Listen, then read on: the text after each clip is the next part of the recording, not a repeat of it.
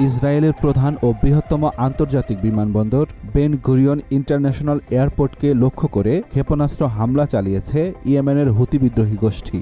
গোষ্ঠীটির মুখপাত্র ইয়াহিয়া সারি এর তথ্য জানিয়েছেন।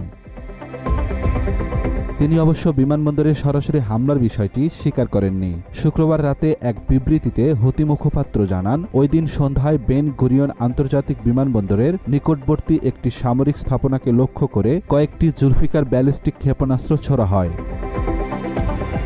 ক্ষেপণাস্ত্রগুলো বিমানবন্দরে আঘাত হানতে পারেনি। লক্ষ্যবস্তুতে আঘাত হানার আগেই ধ্বংস করে ফেলা হয় সেগুলো। এক প্রতিবেদনে এমন তথ্য জানায় ইসরায়েলের সংবাদ মাধ্যম টাইমস অব ইসরায়েল।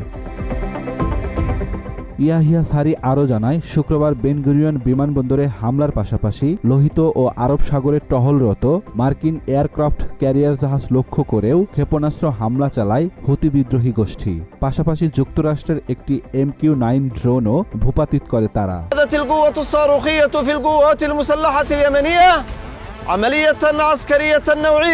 আগের দিন বৃহস্পতিবার ইয়েমেনের রাস ইসার তেলের টার্মিনালে হামলা চালায় মার্কিন বাহিনী। এতে নিহত হন অন্তত ৭৪ জন এবং আহত হন আরও ১৭ জন।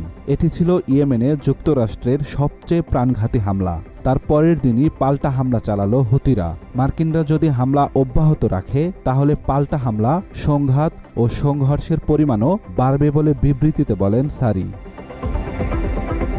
আব্দুল্লাহ শেখ, বাংলা এডিশন।